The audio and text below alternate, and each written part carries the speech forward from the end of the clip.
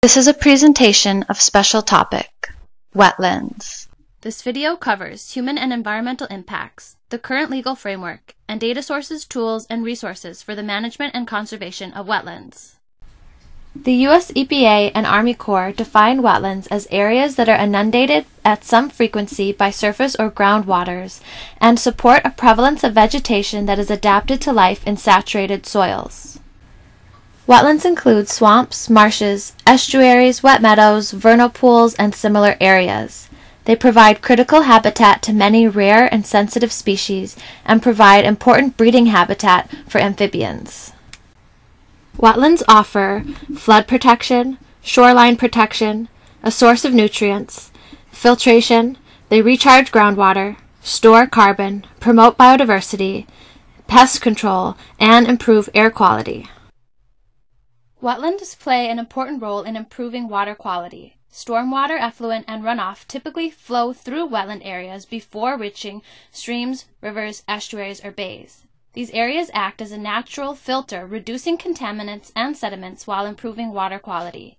The draining, filling, or loss of wetlands reduces the capacity for this natural process to occur, and water quality is directly impaired.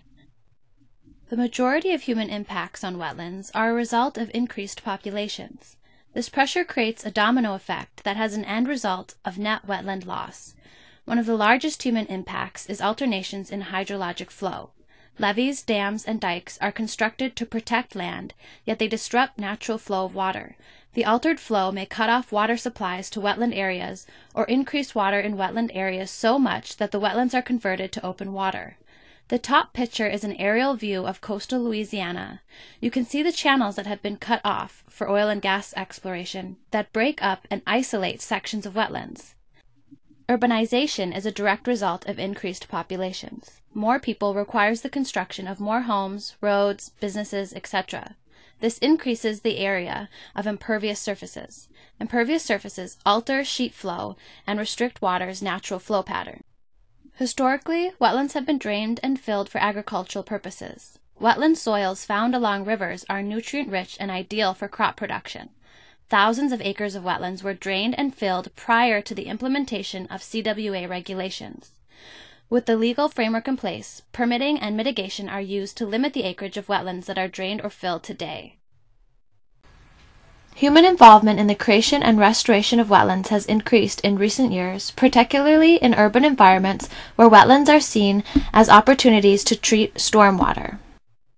Environmental impacts to wetlands include erosion, subsidence, sea level rise, and extreme weather events. Almost 80% of wetlands in the U.S. are found in coastal areas. Coastlines are susceptible to erosive events from wind, water, and tidal changes. Inland wetlands can be subjected to erosion as a result of changes in land use or water flow. Subsidence is the natural sinking of land due to the consolidation of sediment. Subsidence rates vary across the U.S. depending on soil type and geological parameters, like the depth to bedrock. Wetlands are afforded federal protection in legislation as early as 1899.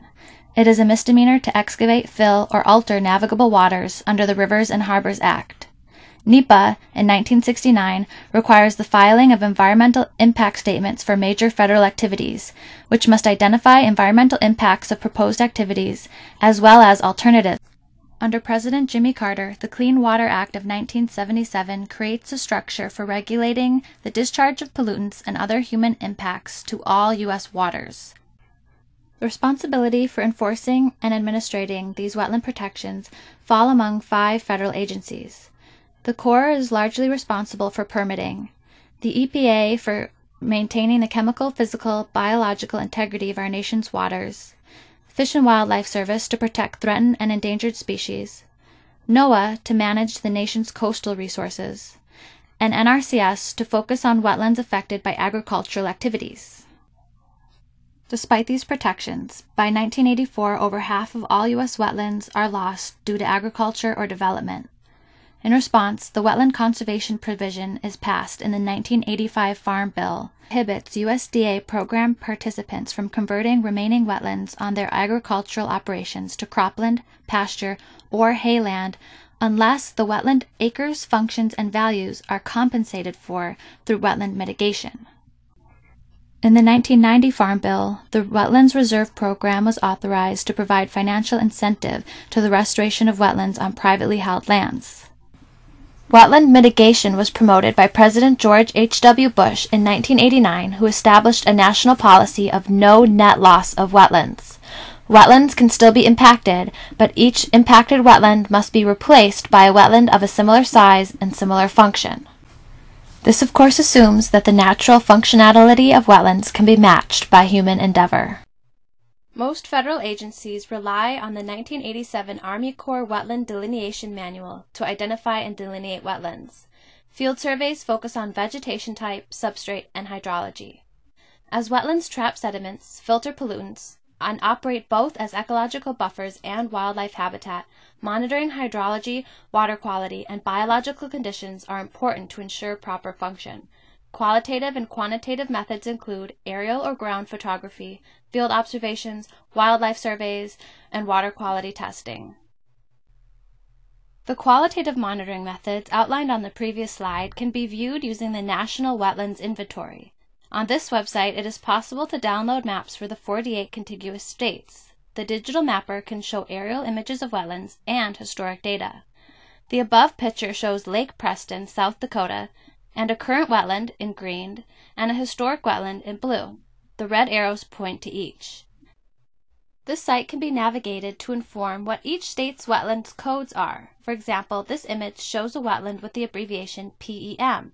This is a Palestrine emergent wetland. Like the USGS site, this can be navigated to get several kinds of data: maps, data codes by state, wetland status, and geospatial information. As there is no nationwide standard protocol for wetland monitoring, each state has to create its own program. The EPA has created a document that describes what must be present in a wetland assessment, and it includes 10 distinct elements. Element D includes rapid assessment methods. These are monitoring protocols designed to gather general information in the field and serve as a prerequisite to many monitoring programs. The EPA has reviewed and written a report on the effectiveness of different states' rapid assessments, which can be seen at the given website. These would be a useful tool if trying to create a new protocol for wetland monitoring. Montana State has an approved rapid assessment method that evaluates 12 wetland functions, 5 pertaining directly to water quality. It is a general evaluation that gives a single numerical score for each category and is meant to give a brief overview of wetland functions. Interested in learning more? Find and attend a wetland delineation course hosted by a local water resources agency in your area. Thanks for listening to this edition of Special Topics, Wetlands.